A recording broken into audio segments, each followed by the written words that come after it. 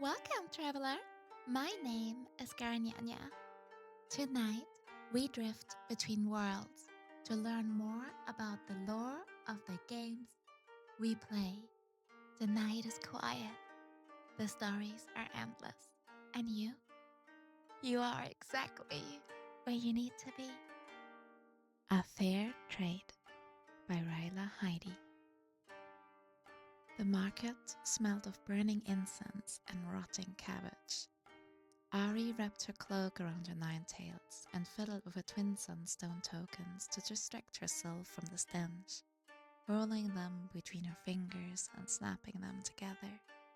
Each one had the shape of a blazing flame, but they were carved in such a way that their sharper edges fit together, forming a perfectly smooth orb.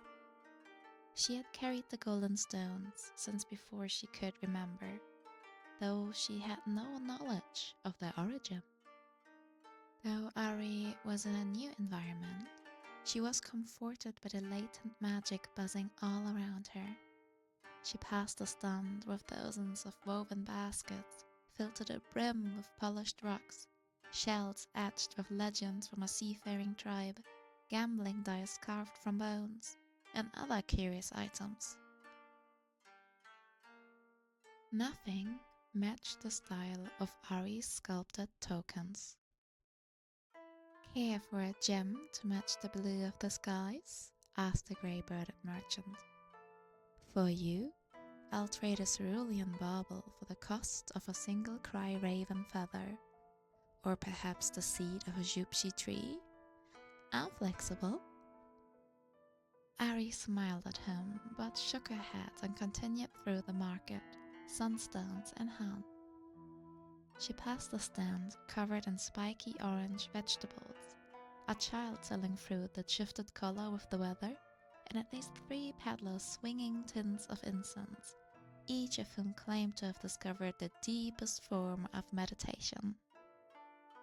"Fortunes, come get your fortunes told," called a young woman with lavender eyes and a soft jawline. "Find out who you'll fall in love with, or how to avoid unlucky situation with a pinch of burdock root. Or if you'd prefer your future left to the gods, I'll answer a question about your past. Though I do recommend finding out whether or not you're at risk for death by poisoning." A tall Vastaya with feline ears was about to take a bite of a spiced pastry. He froze and stared at the fortune teller in alarm.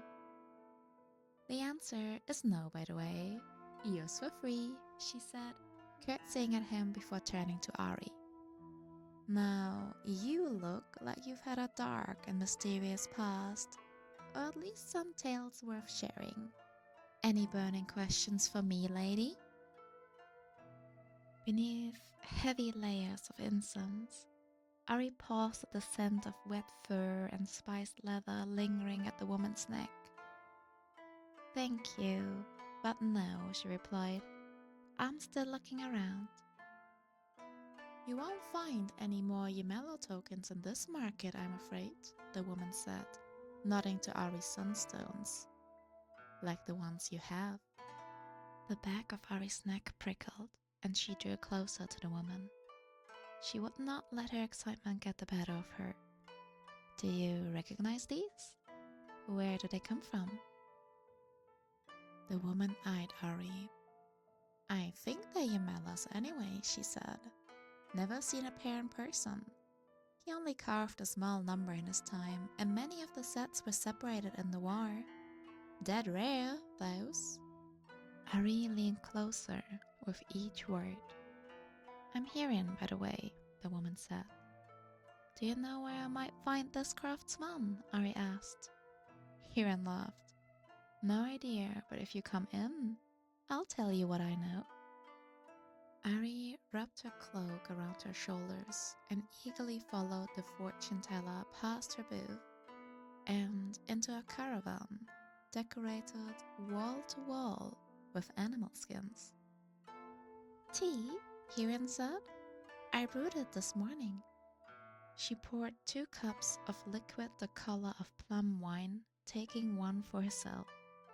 The tea tasted of bitter oak bark, masked by a cloying dollop of honey. Hiren held out a hand for the stones, but Ahri kept them close.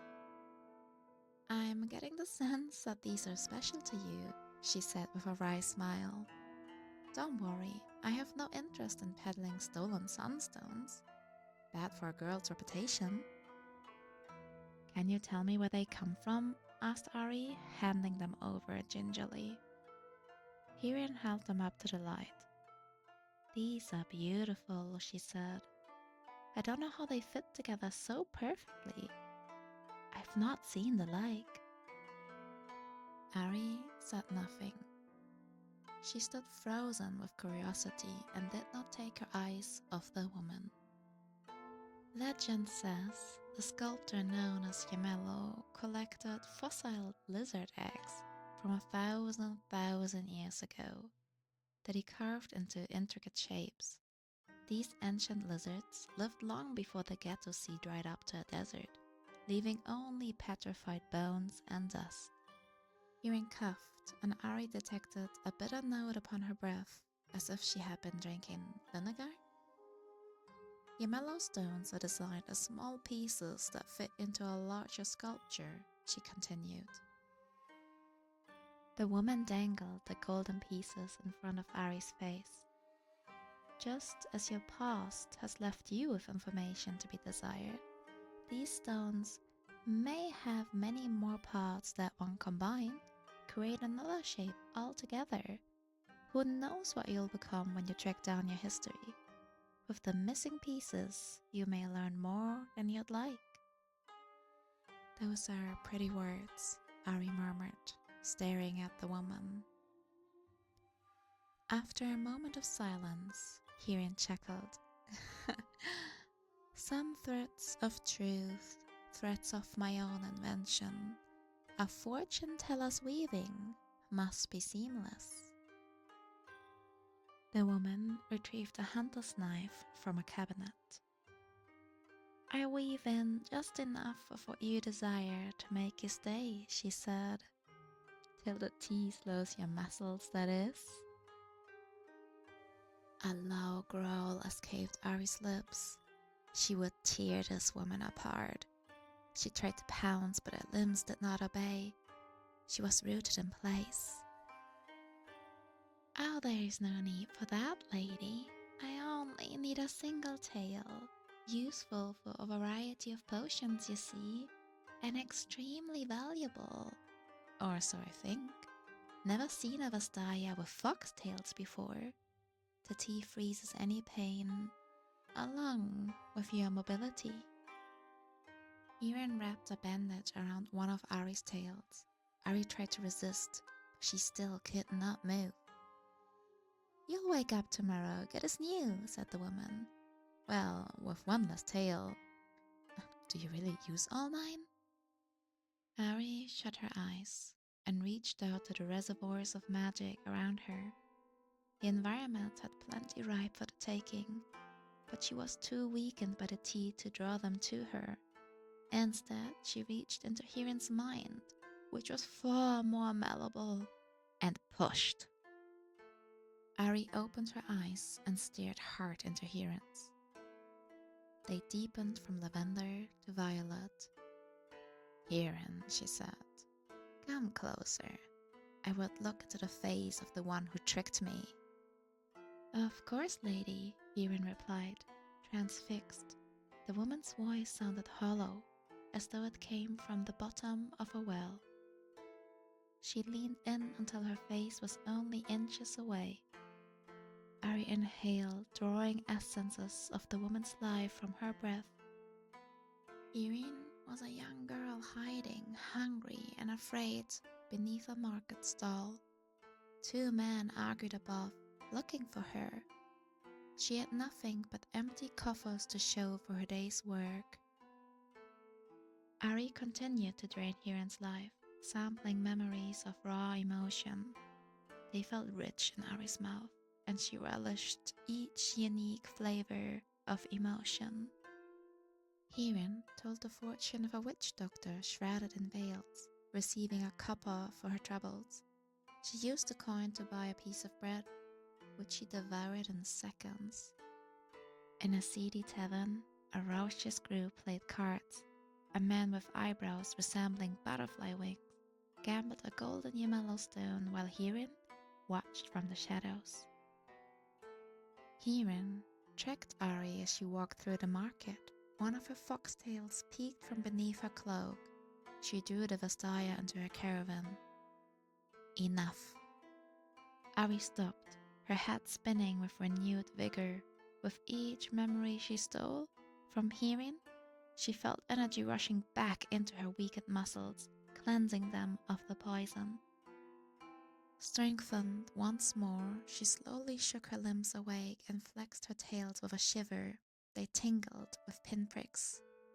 Hirin stood wide-eyed and dazed, still very much alive. It was she that would wake tomorrow, good as new, less a few memories that she would not miss. With knowledge of the woman's life, Ahri's rage had faded. She brushed her hand against the fortune teller's cheek, then wrapped her cloak tightly around her shoulders and stepped out into the sunlit market. Hirin would not remember her or their encounter, but Ahri had left the trade with a name to hunt, Yamello, and the image of the man with soft winged eyebrows was burned in her mind.